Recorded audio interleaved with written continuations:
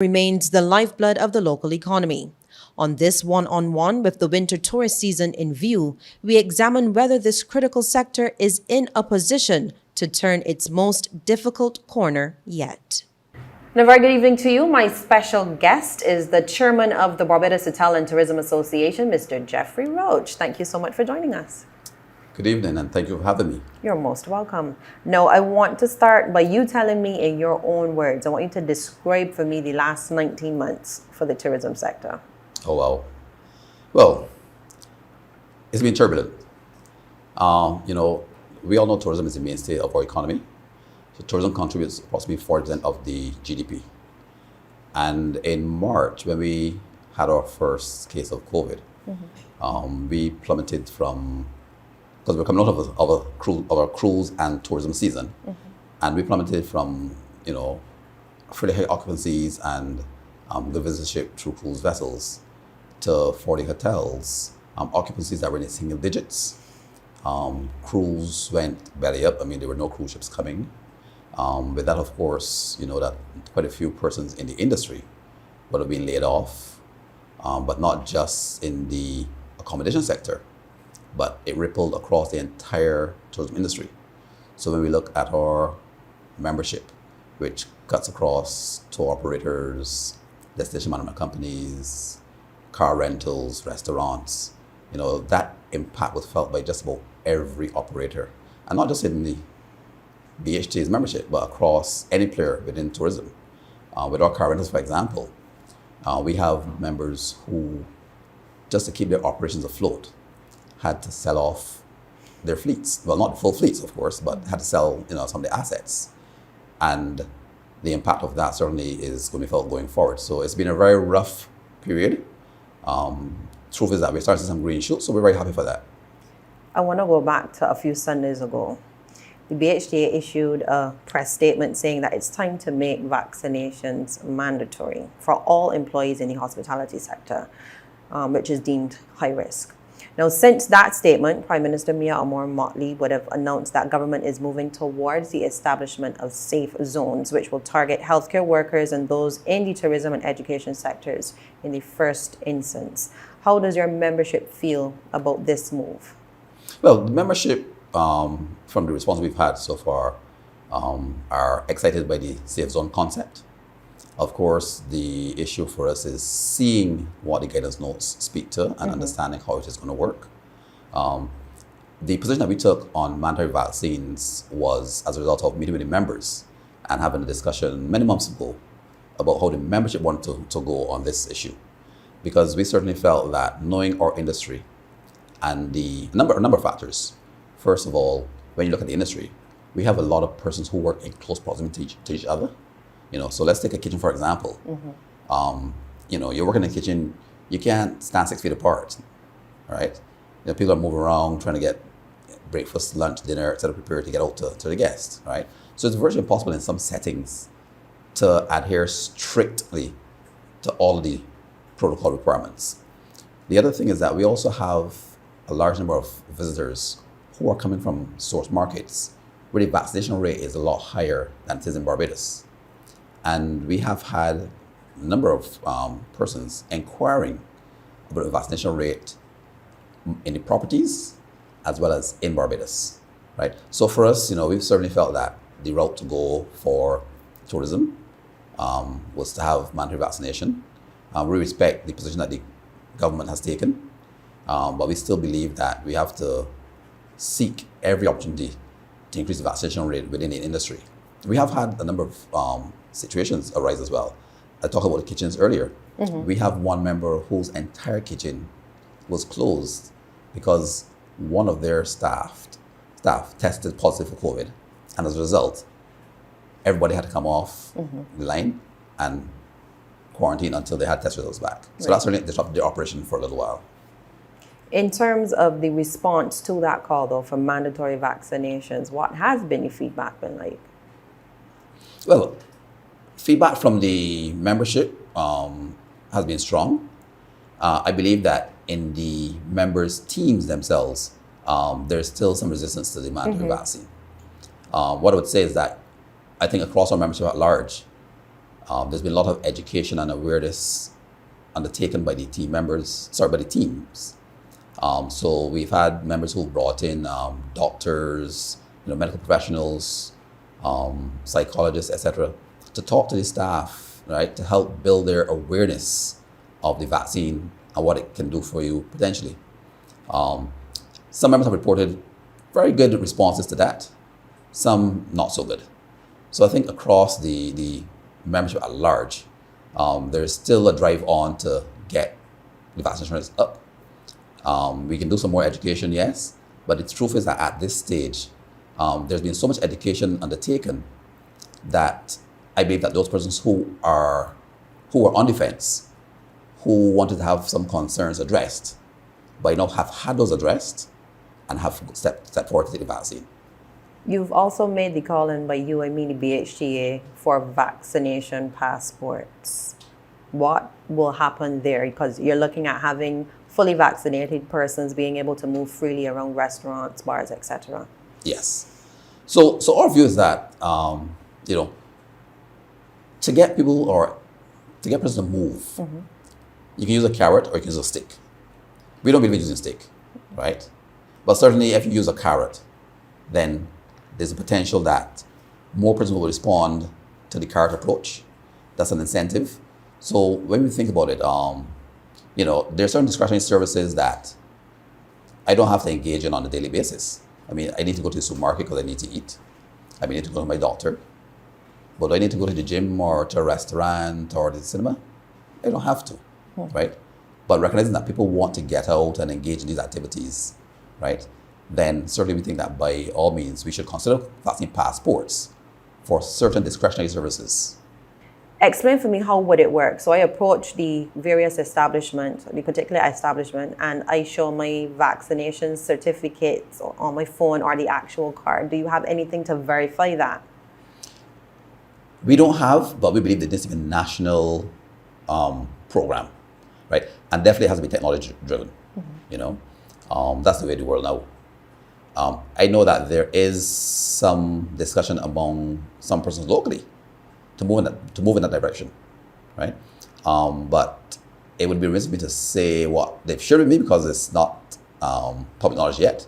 But I think that that's a route that we need to go. Technology-driven persons using their phones, because most of us have a smartphone now. Of course, you would have to make consideration for persons who might not have a smartphone or device, who might want to access services. But I think the logistics of it can be fleshed out, right? But the truth is that, access being admitted only on presentation of that passport. Okay. Now, speaking of fully vaccinated travelers no longer need to be tested on arrival, and once they have a negative PCR test, and they would not be required to quarantine. This is a major ease in restrictions. What has the feedback been like? I know it's only been a few days. Yes, it's been positive from members. I've gotten some reports that there have been calls from persons overseas to say, wow, great, we're happy to see this, right? So our anticipation is that some of the persons who were sitting on the fence about traveling because of the stringent restrictions will potentially go ahead and book their flights now and take a trip to Barbados. The truth is that when we look at it, that particular change has had two effects, because for persons, particularly locals, who would have been traveling during this time, on returning to the island, they have had to quarantine, right? They no longer have to quarantine. So some properties, I'm aware, would have had some pretty good business coming out of locals having to quarantine. With that change, they're going to lose that business, right? So there's an upside and a downside. Of course. But the hope that we have certainly is that for the source markets, for people who want to come to Barbados for vacation, that in the medium term, those numbers will pick up enough that, that loss of business from quarantining locals, in particular locals, will counter that, so that there'll be a net increase overall.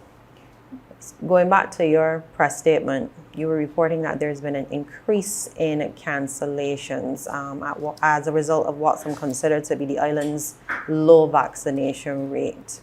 And where are we in terms of those cancellations? I know that we had the the testing and the quarantine period being removed, but where are we regarding the cancellations? Well, with the cancellations, we have, up to last week, we were still seeing some cancellations. Now, I know there's been some discussion about forward bookings being positive versus cancellations. And the truth is that we got to take it in context. The two are not mutually exclusive. Yeah? So we can have forward bookings that are looking positive, but while that's taking place, we can still be having cancellations, right? Which we have been having, right? So I'll quote for you one of my members just last week actually called to update me and said that, I remember this is October. Right. They're going to close October at 59% occupancy when early in the month they were looking at the high 60s, right? So 59%, you'll say, okay, it's still pretty good, but it could have been better, right? So, and especially at a time when, we're talking about trying to get as many people back to work as possible, right? The more bookings we can hold on to, the better for us, because it means we can bring more of our team back out to work, ease the burden on families and, as the premise always says, lives and livelihoods. Right. Yeah. So get people back to a state of normalcy in terms of their earning potential. The truth is that we've had feedback from a number of members on cancellations for a number of different reasons. Some persons have cited the curfew, some have cited the protocols, some have cited simply their discomfort at this time with the situation, right, and uncertainty. So if you allow me to, I'll just read one of the pieces of correspondence that came into us. And I'm not going to name any names, I'm not going to name the hotel, I'm not going to name the visitor. But it says, hope all is well with you. Thanks so much for your email and the offer of extending the payment and option terms. It's such a tough one, as somebody like Mr. X is really sociable, as you know, and enjoys going out and meeting friends. Also, his daughters booked into Hotel Y, and he wanted to meet them some evenings, which under the current guidelines, he can't. I know it could all change, but he doesn't believe it will or trust that the Barbados government will lessen the restrictions. That's before the change for the airport. Right. Yeah. He doesn't want any restrictions, and I'm not saying we agree with that either. Right. But he's saying he doesn't want any restrictions. He's okay with mask wearing, but being told he can have last serving at 8:45 isn't how he wants the holiday. I think for people who want a holiday and are happy to stay around the hotel, they really wouldn't notice much difference. But for clients like Mr. X, who have holidayed for years on the island, it's not what he wants. They are late night people, right? And then it goes on to close by saying, I'm very sorry, and addressing the hotelier. He's gutted. He loves Barbados and staying with you, I will return, but he has said not this year. Right. And is that something the BHTA wants to see, a removal of the curfew? Well, we believe that, an extension even to the curfew would help. So if the curfew is extended to maybe 11 midnight, then we believe that relaxation would be fine for some of the visitors and certainly as well for the members. Because if you think about it, standalone restaurants, for example, right? Many restaurants under normal circumstances will close around 11, right? This early closure means that there are less servings.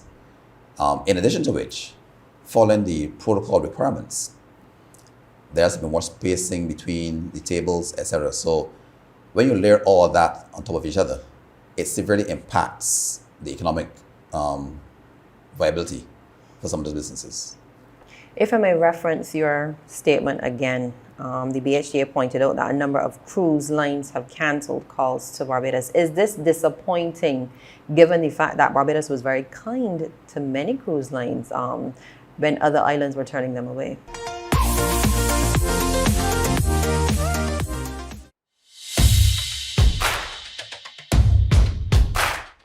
Working in a school environment lends itself to close contact no matter how careful we try to be. However, in this pandemic, we have implemented public health policies and measures in schools to protect everyone by installing hand sanitization stations, body temperature checks, and properly ventilated classrooms. While we continue to practice proper hygiene, physical distancing, and wearing masks properly by covering nose and mouth, we should still be concerned about the highly transmissible COVID-19 variants like Delta, which spreads rapidly, resulting in severe illness. Vaccines are tested for safety under very strict regulations. Vaccines are safe and they work. This message has been brought to you by the Ministry of Education, Technological and Vocational Training, the Ministry of Health and Wellness, and the Pan American Health Organization.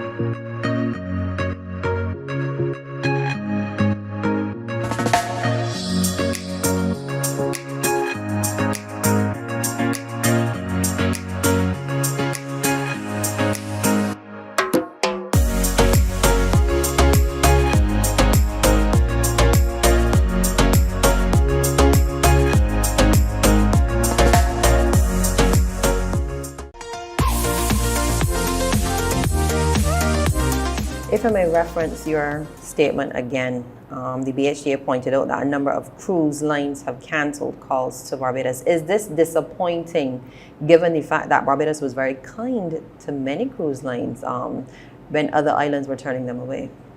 It is. It definitely is. But it doesn't come as a surprise to me. Because I believe that at the end of the day, when the cruise lines made the decision to resume sailing, you recall that they initially started sailing out of Caribbean ports because of the no-sail order in the US, right? There are a number of challenges with that because the airlift, first of all, into some of the Caribbean ports is significantly reduced compared to a hub such as Miami or Fort Lauderdale, right? So I didn't expect that we would see the same level of occupancy on board the vessels. But in terms of the cancellations, I think what was always expected is that the lines would do what was in their interest to keep their businesses afloat. No pun intended, right? And the protocols that we have in Barbados, I understand totally the reason for them, right? But when you're in a space where you have other destinations within the region who are applying less stringent protocols and the lines can pick and choose, then they're certainly likely to pick those destinations where the protocols are not as stringent. And that's what we saw happening. So we lost quite a few lines. I think one of the first lines, I don't really want to call too many names, but one of the first lines that we lost was Equinox in terms of major numbers of on board the ship. And I believe at the last check that I made, the total capacity that we had lost was about 36,000 berths, which is beds. We've had subsequent cancellations since that time. So it's been an ongoing issue. Is there any way for us to recapture those cruise lines? Well, I believe there is. And I believe that work is ongoing now. The BTMI, who I want to say certainly has done a fantastic job throughout this, has been in discussion with the cruise lines, along with the port, Barbados Port Inc. And I believe they've made some headway into those negotiations to try to secure some of that business. And I think if I can speak a little bit to cruise, because with the cruise business, we have to break that down into home porting business and what we call port of call business, or what some people say is transit business. And the home porting business, I think from fairly early on, that business was fairly secure, right? Because most of the people are going flying into Barbados. They would have gone through having a PCR test, for entry protocols by air. And I believe most of those lines, if not all those lines, that had indicated their plan to include Barbados in the winter itinerary are still on the cards. The real risk that we faced was with the transit calls, which are more the American vessels, where they were looking more at antigen testing or PCR testing for persons embarking, whereas our standard required persons embarking a vessel to have had a negative PCR test, right? And many lines weren't willing to change that, right? I believe we'll hear more about this from the BTMI as we go forward, but I know there's a lot of discussion that has taken place, and I think as a result of that discussion and negotiation, we should be able to, I should say we should. I know for a fact that we have been able to save some of that business. Point blank, is the BHTA happy with where we are right now in terms of the restrictions? Given that you had a little ease, really, testing and quarantine for fully vaccinated travelers, are you happy? We're getting happier. What aren't you happy about? I think the thing is that there are a number of things that we've agitated for, and let me say up front that, all of our members wouldn't necessarily agree on every single thing that we discuss. So there are some things that we have not at times spoken on because sometimes our membership is split down the middle on those things. And we are a membership association, so we have to represent the members' views. But the truth is that the change in protocols for arrivals by air has been great, well received by us in general. But there are a number of things that we would like to see given consideration. I'm not saying we're saying they have to change, but given consideration. So we have asked for consultation on a number of matters that has not happened as yet. I think one of the issues that we honestly believe has been plaguing us is that it has taken too long at times to get meetings on what we consider sometimes critical issues. We're hoping that will change. So on the cards now, I know there's discussion on isolation on property. That has been mooted. We have some discussion on that. I think once we can finish off by dotting the I's and crossing the T's, we'll be even happier than we are now. Because at the end of the day, we've heard from members and it cuts across, I think, the range of accommodation members that we have, from the luxury to the B-class properties, where persons who might, on testing, turn up positive, don't fancy the idea of having to quarantine at Harrison's Point or at a school, So there's been a discussion on how that can work with quarantine on property. And based on our input, we think it should likely be accepted, maybe tweaked a little bit. But once we can get that put to bed, and that's the issue we have, finalizing some of these things. In a nutshell, how are we looking for the upcoming winter tourist season? Well, for this season, I think that we are looking on the upside, definitely. When I looked at the last set of numbers that we had from our membership, going forward into November, December, we are seeing occupancies at this time that are north of 50%, 59%. When we look into the early months of 2022, into like March or so, we're then trending up into like the 65% or thereabout. It's nowhere close to where we usually are for the tourist season, but it's much better than where we were last winter season. Definitely, way better, way better. Barbados welcomed Aer Lingus and KLM in the last 2 weeks. This must be a sign of confidence, however, in the domestic market. Oh, definitely. The truth is, as I said before, I can't, and I sit on the BTMI's board as chairman of the BHTA, right? But I certainly want to say congrats and kudos to the BTMI team. I mean, the truth is, I can't say it often enough. I think the work that they're doing is beyond questionable, right? To get the new airlines is at a time like this, I think it is testimony to how the markets view Barbados, right? And I'll give you a quick little story, but the ability to attract those airlines certainly opens additional gateways to Barbados. You know, I think that there's been an interest in Barbados, I think, for a long time across the length and breadth of the world. But we aren't always able to attract visitors because of, air routes that aren't existent, etc. So having those two particular airlines, KLM and Aer Lingus, is great for our product. I remember in a previous job being in Cyprus on training, and one of the young ladies from Cyprus said to me, "So Geoffrey, where are you from?" And I said, "Barbados." And when I said that, her mouth dropped open. And I said to her, "But you know about Barbados?" And she said, "Yes, it's every Cypriot girl's dream to go to Barbados for her honeymoon." Really? And I was blown away. I was honestly blown away by that, because I never thought for a minute that there was that much awareness of Barbados in the Mediterranean. Mm-hmm. But clearly there is, right? So, the question begs is, okay, if we can open more routes, what is the potential for Barbados? So I'm extremely happy with the new airlift that's coming to Barbados. How are we looking now in terms of our various source markets? I know you said that some of your members are reporting late 50s in terms of occupancy levels, but how are we looking, generally speaking, across the source markets? Across the source markets, we are doing, I think, fantastically well. The airlift that's coming in has been coming in fairly heavily booked. I know that when we spoke to a number of tour operators throughout the UK, the US, Canada last year into early this year, the responses were all similar in that persons were inquiring about Barbados. When would we be open for business? We didn't close business technically, but people were anxious to travel. With the UK, for example, is our main source market. Once Barbados was placed on the green list, we immediately heard from tour operators that they had a flurry of bookings on the search engines. Search for Barbados went up times-fold.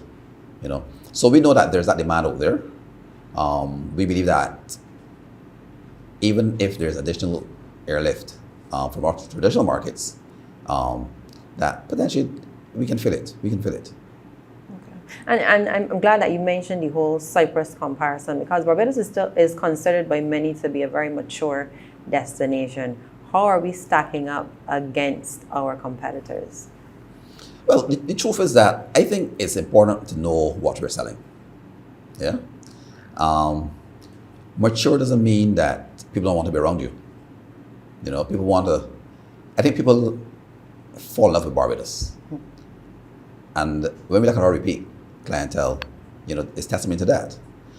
I think the thing we have to tackle is that the younger generation, because let's face it, honestly, as your regular travelers get older, they're less likely to travel, right? For different reasons, might be health reasons, whatever.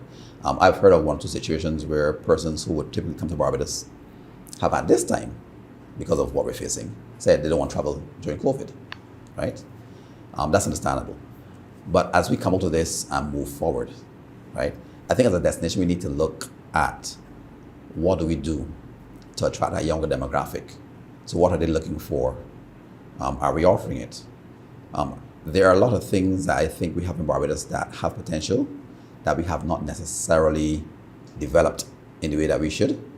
I know that there are some discussions in different forums about moving in that direction, but I think we have to do it quickly. The truth is that I think once persons get locked into a destination, many times that's what they'll do. The truth is, when I think about myself and traveling, the places that I've been to and have either gone back to or would like to go back to, I often say it's not because of any fancy buildings or great roads, although those things are nice to have, but it has almost always been about the people. Mm-hmm. And that's one of the things that we have as a strength. When people talk about Barbados, they always talk about the people, right? And the truth is that we have to ensure that the development of our people are having a tourism mindset, and it's not about, thinking that, well, I'm in tourism, so I'm serving people. It's really about delivering a service and delivering an experience, so that when those people go away, they're ambassadors, you know. So for example, when we talk about the two new airlines, the Aer Lingus and KLM, we're bringing people from what maybe are non-traditional markets. What are they going to go back and say about Barbados when they leave, right? So we have to make sure that as far as possible, when they leave Barbados, they are our ambassadors back in their space. You mentioned service. Are you satisfied with the level of service given across the tourism sector? I would have to answer that to speak about service in Barbados at large. I think the answer to that is no, I am not. I am not, right? I think what we see in the tourism sector is a microcosm of what we see in Barbados at large. And I think as a country, we need to address service quality and the delivery service.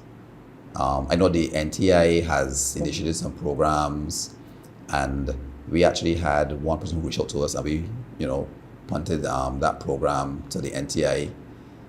That was for some butler in school, and they actually ran it, and the responses was that it was fantastic.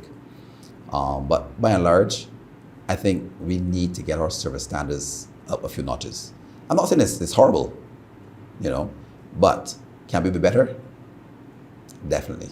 We're expecting quite a number of Brits to travel for cricket early next year.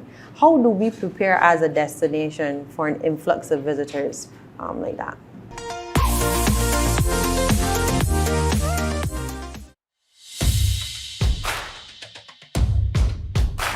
Vaccines have both protected and kept children healthy from serious illnesses such as whooping cough, measles, crippling diseases like polio, and others. Vaccines help your immune system to do its job better and faster, and that protects you from serious disease. Like a good security guard, the immune system is always on patrol in your body, looking for invading germs. When it comes across a germ, it begins releasing antibodies to fight that germ. These antibodies work to attack, weaken, and destroy the germ. The COVID-19 vaccine is no different. It will work to help your immune system fight COVID effectively. All vaccines go through strict trials before they are approved for use in the population. Even after the COVID-19 vaccines are approved for use in the general population, monitoring for safety continues. Vaccines are safe, and they work. This message has been brought to you by the Ministry of Education, Technological and Vocational Training, the Ministry of Health and Wellness, and the Pan American Health Organization.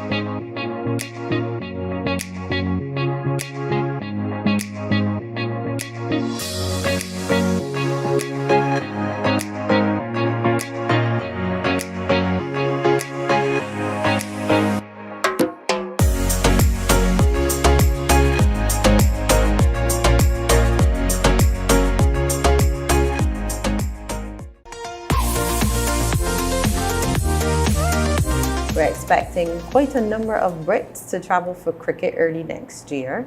How do we prepare as a destination for an influx of visitors like that? Well, my first answer to that would be carefully. Carefully. The cricket will be a good fill-up for us. We know the British cricket fans. Yeah. They're here to have a good time. Yeah. No doubt about it, right? It will definitely see economic benefit to all of our members, the accommodation providers, car rental companies, the restaurants, etc. Right? Because we know that they're going to come and they're going to enjoy themselves. They're not all going to be on the ground at the same time. So I think the figure I heard was about 10,000 Brits expected. Fully vaccinated. Fully vaccinated. Yeah. Right.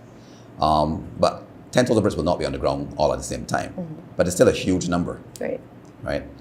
So there are benefits to be had.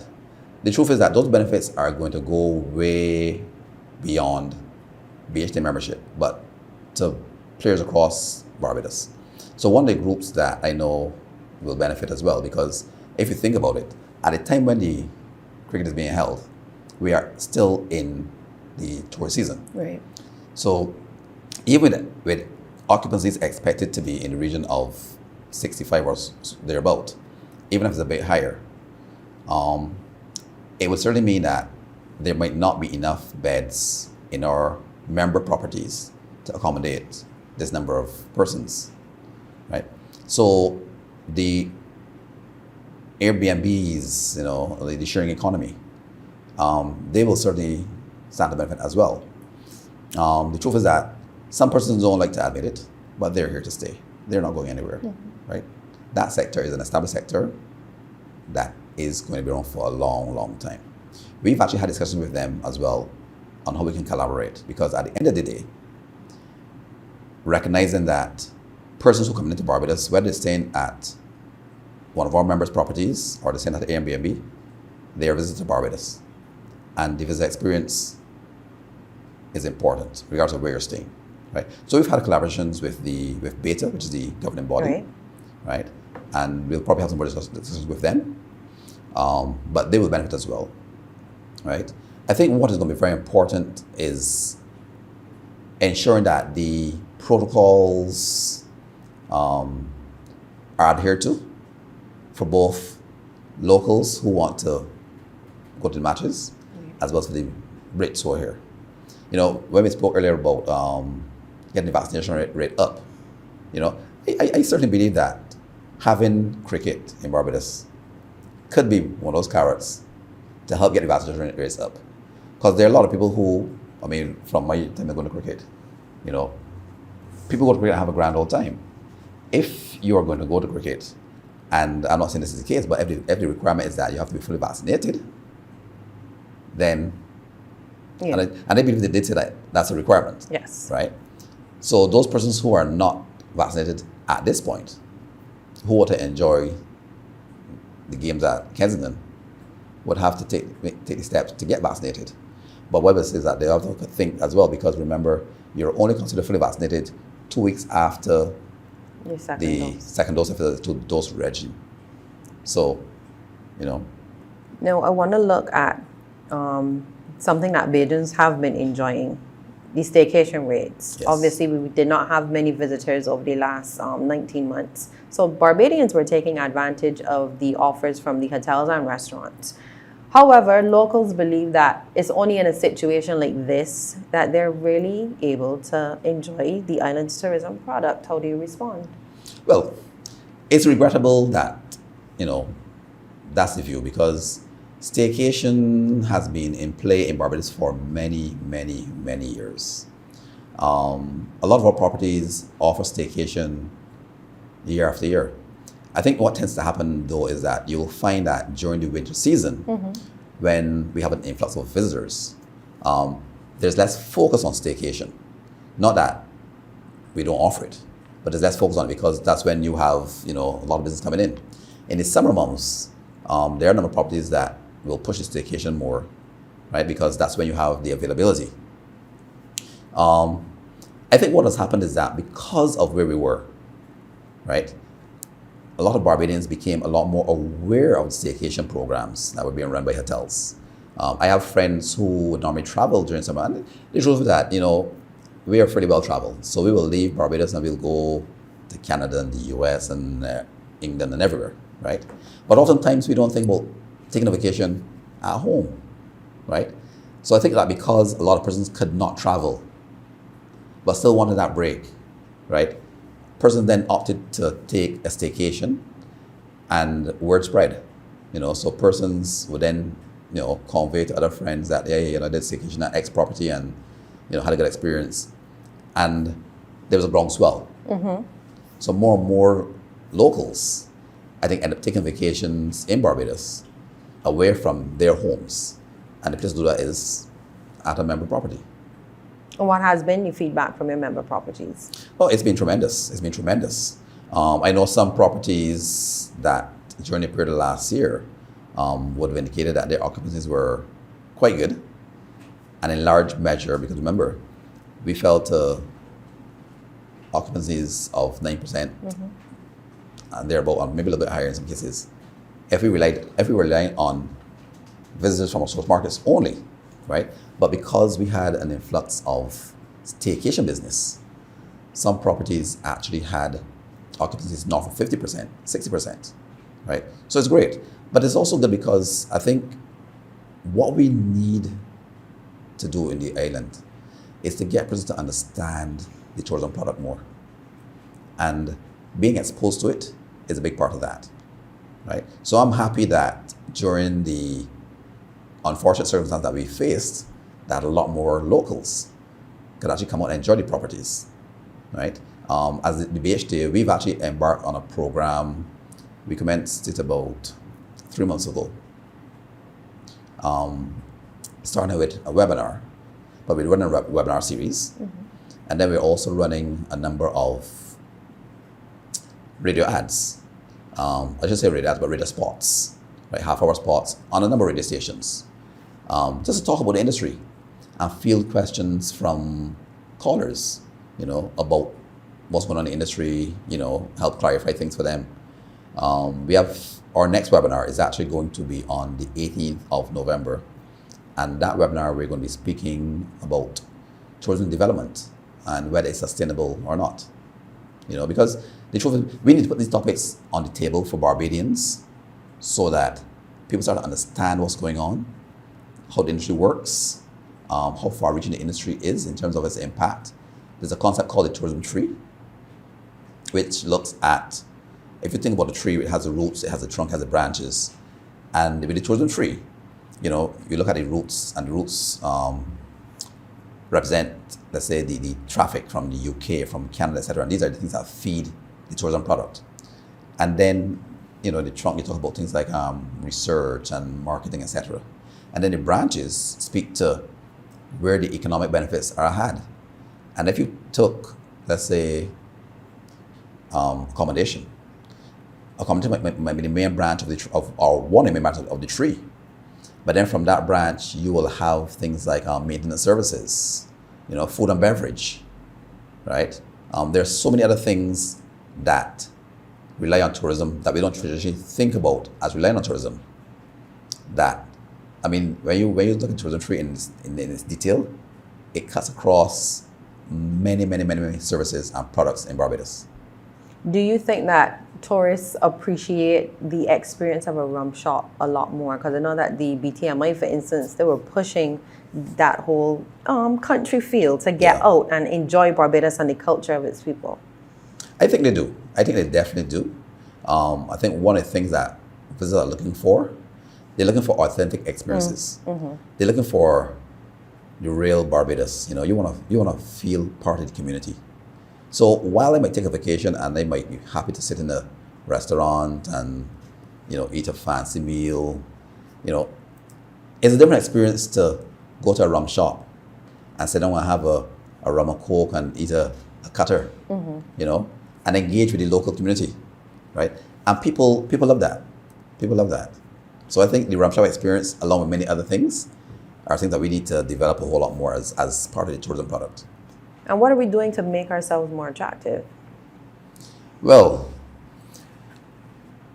what we will do certainly as the BHTA is that we will work very closely with the BTMI as the marketing agency on the initiatives that they have in train. So currently there's actually a US roadshow that's taking place, and we're participating in that. Following the US roadshow, there is the World Travel Market, and I am aware that a number of our members are going to be going up to the UK for World Travel Market. Following that, there is the UK Roadshow, and again, we're going to take part in that as well. Also, IMEX, and IMEX is a conference that caters to meetings and incentives groups, and we again are going to be there for that, because at the end of the day, what it is about is ensuring that we maintain our presence in the space. You know, you don't want the shows to be taking place and Barbados not be present, right? And then I should also mention that a few weeks ago there was the Florida Caribbean Cruise Association Cruise Conference in Panama, and I know that again there were representatives from our membership who were there at that show. So I think being part of all these events is crucial, so that people know that Barbados is open for business. And aside from that, I know among members, we always boast of having a high repeat guest clientele. And that's good for us in some regards. It's not so good in some others. But I think how it serves us well is that those persons who've been to Barbados repeatedly have a relationship with the places where they stay. So it's much easier for the accommodation providers to engage with them and have a conversation with them on a personal level, right? So, I mean, if I've been to a place once, I don't feel like I know you, right? But having been here 10 or 15 times or even more, right? I know there are many members who can pick up the telephone and speak to someone who stays with them and have a very personal conversation. And I think doing that actually helps to keep them abreast of what's happening in Barbados and keeps them locked in to the destination. Now, you've taken over the chairmanship of the BHTA at a most difficult time. From where you sit, during your tenure, what do you want for tourism in Barbados? I would like for there to be a greater appreciation of the role tourism plays in Barbados's economic development. I think too often it is thought that tourism is a handful of people, right? And it's not. Again, when I spoke with tourism trees, I don't want to talk about it some more.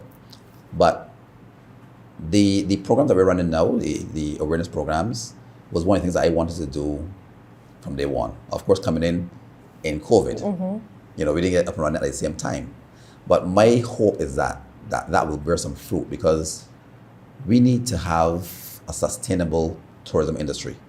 And sustainability doesn't just speak to, because oftentimes people think about sustainability as, environmental, but financially, your human resources, right? So ensuring that as the tourism industry survives, we have people who are coming in the industry who have a good appreciation for the industry, to understand what it's about, and are able to come in and help take it to the next level, So when you look at things like the NTI, I wholeheartedly support what they're doing, but we also have to go beyond that and look at what's happening in schools, in the education system.